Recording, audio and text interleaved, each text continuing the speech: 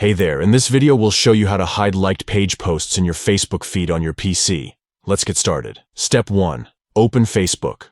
Launch your preferred web browser and go to www.facebook.com. Step 2. Locate the menu icon next to the messenger icon at the top right corner of the screen. Step 3. Click on Pages. This will take you to the Pages section. Step 4. From the left menu, find and click on Liked Pages. Here you'll see a list of all the pages you've liked. Step 5. Click on the 3 dots icon next to the desired page. Step 6. Select Follow Settings. Step 7. Under Newsfeed, choose Off.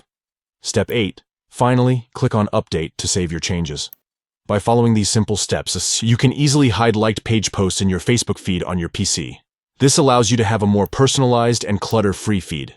If you found this tutorial helpful, don't forget to give this video a thumbs up and subscribe to our channel for more helpful tips. Thanks for watching.